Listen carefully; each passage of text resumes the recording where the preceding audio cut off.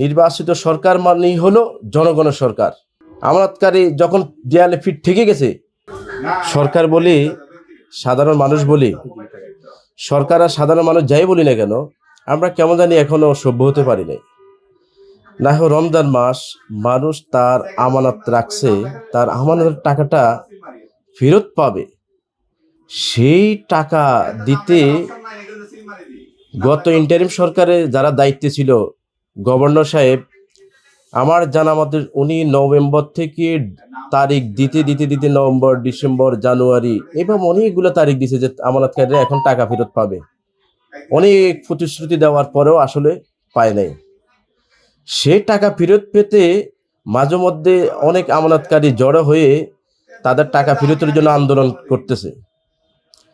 বর্তমান নির্বাচিত সরকার মানেই হলো জনগণের সরকার। আর জনগণের সরকার মানেই হলো জনগণের মনের পালস বুঝে সরকার সিদ্ধান্ত নেবে। এখন জনগণের সরকার কাছে তারা দাবি তুলতেছে তাদের আমানত ফেরত পাওয়ার জন্য। কিন্তু একটা বিষয় খুবই খারাপ লাগলো, রোজার দিন তাদেরকে যেভাবে আপনার আন্দোলনকে প্রতিহত করছে, এটা একটু খারাপ লাগলো। আবার অনেকের দেখলাম যে গ্রেপ্তার করছে। যাদেরকে গ্রেপ্তার করছে তাদেরকে ছেড়ে দেওয়ার জন্য আমরা আহ্বান করব, অনুরোধ করব সরকারের প্রতি, কারণ এখানে তো আমানতকারীর কোনো দোষ নাই। বিকাশ পেমেন্টে 10,000 টাকার বেশি অফার, শপিং চলছে তো। আমানতকারী যখন দেয়ালে পিঠ ঠেকে গেছে, কেউ তো ভাই এমনি রাস্তায় নামবে না, প্রশ্নই আসে না রাস্তায় নামার। কেন নামবে? আপনার দেয়ালে পিঠ ঠেকে গেছে, এই জন্যই তো তারা রাস্তায় নামছে। এটা বুঝতে হবে সরকারকে। তাই সরকারের উচিত আমানতকারী দ্রুত যেন তাদের আমানতটা ফেরত পায় সে ব্যবস্থা করা। এটা সরকার থেকে স্ট্রংলি প্রতিশ্রুতি দিতে হবে।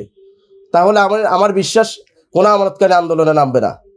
এখানে ভোগান্তির শিকার তো অনেক প্রকার। যেমন একজনের যদি 5 লাখ টাকা ডিপোজিট করে থাকে, অনেকে আবার বলতেছে তার লভ্যাংশ দিবে না, ঠিক আছে। আবার বলতেছে সে যে টাকাটা এখানে রাখছে মানে ফার্ট বাই ফার্ট দিবে, 10,000, 5,000। আমি তো নিজেই যেহেতু এক্সিম ব্যাংকে অ্যাকাউন্ট আছে, আমি দেখলাম তো আপনার একজনের 5 লাখ টাকা আছে, তারা 5,000 টাকা দিচ্ছে।